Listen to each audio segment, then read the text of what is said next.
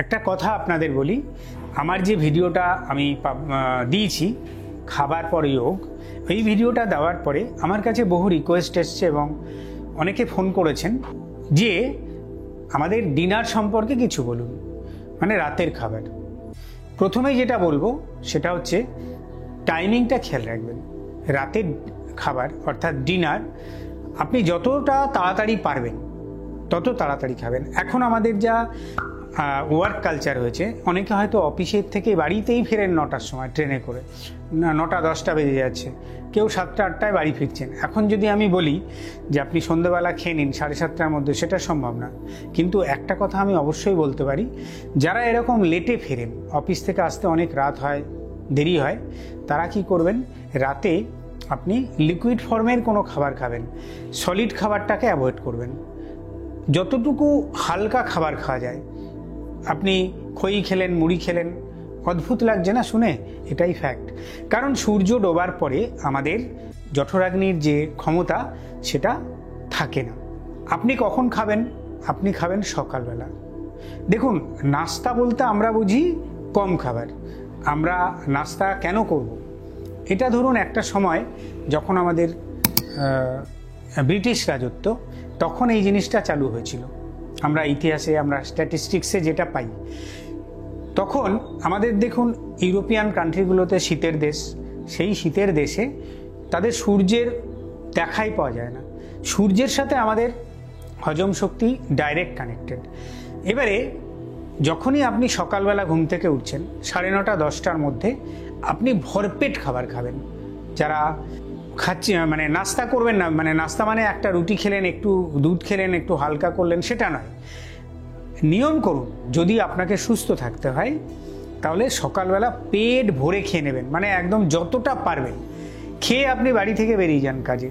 দেখবেন আপনার শরীরে একটা এনার্জি থাকবে, আপনার স্ট্রেংথ থাকবে এবং আপনি যা কিছুই খান না কেন সব কিছু হজম হয়ে যাবে।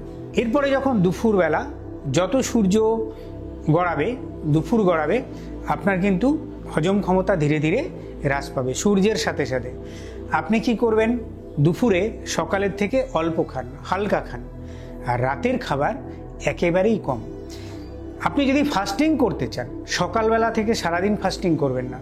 যারা ফাস্টিং দিয়ে আপনার শরীরকে সুস্থ রাখতে চান, তারা রাতে ফাস্টিং করুন।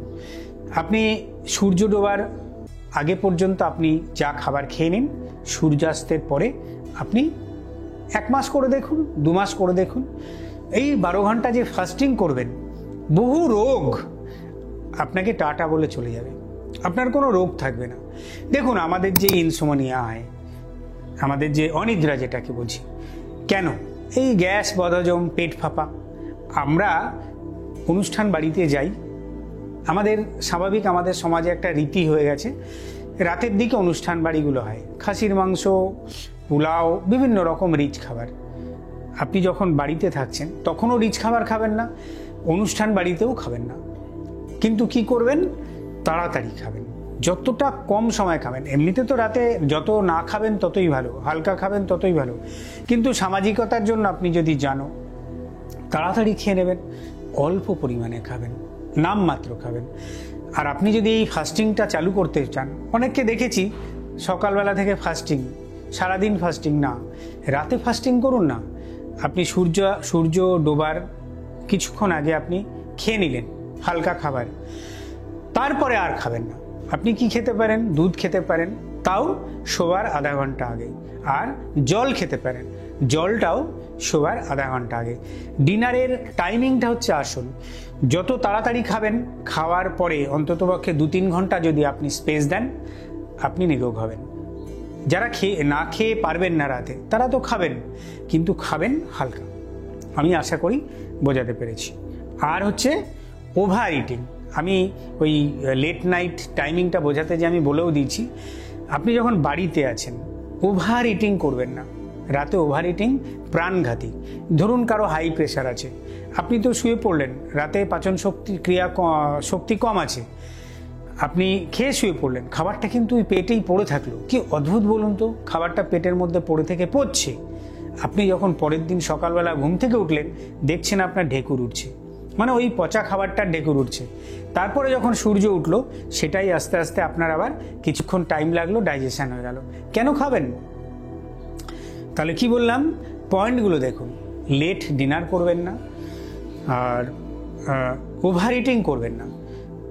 খাবার অন্ততপক্ষে আধা ঘন্টা আগে, খাবার আধা ঘন্টা আগে জল খাবেন। আবার বিছানায় শুতে যাওয়ার আগে আধা ঘন্টা আগে জল খাবেন। ঘুমাতে যাওয়ার জাস্ট আগে জল খাবেন না। ডিনারের পরেই জল খাবেন না। ডিনার করে উঠেছেন, জল খাবেন না। তাহলে আপনাকে টাইমিংটা দেখতে হচ্ছে।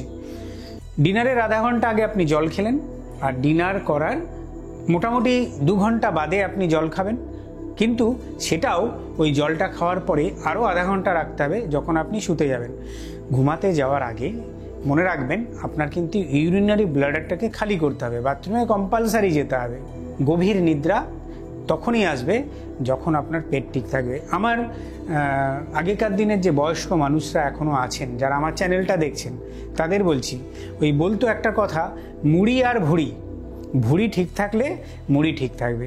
আমাদের এই যে ধরুন এত রকম রোগ, নার্ভের সমস্যা, ইনডাইজেশন, পেট ফাঁপা, গ্যাস, অম্বল, অ্যাসিডিটি, কনস্টিপেশন, কমনলি যেগুলো এই মুহূর্তে আমার চোখে পড়ছে, স্ট্রেস, টেনশন, সমস্ত কিছু, হজম শক্তি, ডাইজেশন, পুরো প্রক্রিয়াটা এই পেটের উপর নির্ভর করছে, হজম শক্তির উপর নির্ভর করছে। আর আপনার যদি ডিনার এমন একটা ফ্যাক্টর, আপনি যদি ডিনারটাকে কন্ট্রোল করতে পারেন, রাতে যদি খাবার না খেতে পারেন, খুব ভালো।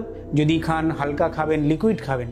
আর যারা বাড়িতে আছেন, টাইমলি বাড়ি ফিরছেন, তারা অবশ্যই খেয়ে নিন না, 7টা 7:30টার মধ্যে খেয়ে নিন। সূর্যাস্তের আগেই যদি আপনি না খেতে পারেন, কোনো অসুবিধা নেই, 7টা 7:30টার মধ্যে খেয়ে নিন। আর খাবার পরে যখন দেখবেন খাওয়া হয়ে গেছে, আপনি 2 ঘন্টা বাদে জল খেলেন, আধা ঘন্টা আগে শোয়ার আগে আপনি কি করবেন, কোনো রকম ডিজিটাল কানেক্টিভিটি রাখবেন না। আর মোবাইল বলুন, টিভি বলুন, এগুলো কিছু রাখবেন না। কোনো রকম পিকচার দেখা, কোনো স্ট্রেস টেনশনের মধ্যে যাবেন। বজ্রাসন করবেন। দেখুন আমি বসে আছি, বজ্রাসনেই বসে আছি। শোয়ার আগে আপনি বজ্রাসন করবেন। এইভাবে দুটো দেখানোর আশা করি প্রয়োজন নেই, তবুও একবার দেখিয়ে দিচ্ছি যারা প্রথম আমার এই চ্যানেলটা দেখছেন তাদের জন্য। এইভাবে আপনি হাঁটুতে দাঁড়ালেন, দাঁড়িয়ে এইভাবে বসে পড়লেন। পাটা দেখুন, পাটা এমনি থাকবে না, কিন্তু পাটা পেতে যাবেন। এইভাবে পেতে দুটো পায়ের বুড়ো আঙুল একসাথে রাখবেন, গোড়ালিটা একটু অ্যাপার্ট করে দেবেন, ফাঁক করে দেবেন। দুটো হাঁটু একসাথে করে মেরুদণ্ড সোজা করে আপনি হাত দুটো এইভাবে রেখে বসে থাকুন 10 মিনিট, 5 মিনিট, 10 মিনিট, যার যেমন সামর্থ্য বসুন। খুব ভালো হজম শক্তির ক্ষেত্রে, কারণ আপনার পেট ঝুঁকে নেই, পুরো পরিষ্কার, আপনার ব্লাডের সার্কুলেশন পর্যাপ্ত পরিমাণে আপনার পেটে, স্টমাকে যেতে পারছে। আর কি করবেন, ভ্রামরী প্রাণায়াম করবেন। ভ্রামরী প্রাণায়ামটা এত ভালো প্রাণায়াম, আপনার ঘুমের সাহায্য করবে, প্রেশার আপনার কমিয়ে দেবে, ব্লাড প্রেশার আপনার কমাতে সাহায্য করবে, আপনাকে সহজেই ঘুমের দেশে নিয়ে যাবে। চোখ দুটো বন্ধ করুন।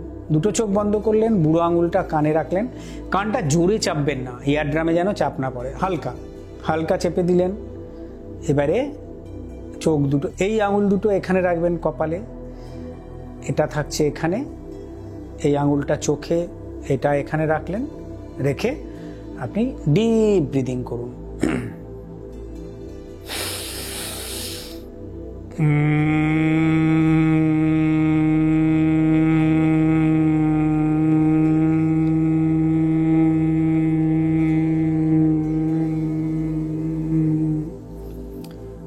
ভ্রামরী মানে মৌমাছির গুঞ্জন, রানী মৌমাছির গুঞ্জন, অত্যন্ত তীব্র।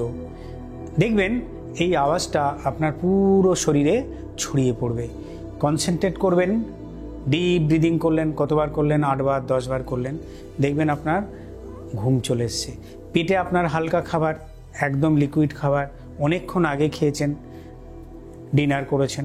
এবার আপনি ভ্রামরী প্রাণায়াম করে আস্তে আস্তে আপনি শবাসনে শুয়ে রিল্যাক্স করতে করতে দেখবেন আপনি গভীর ঘুমের দেশে চলে যাবেন। এটাই ডিনারের নিয়ম।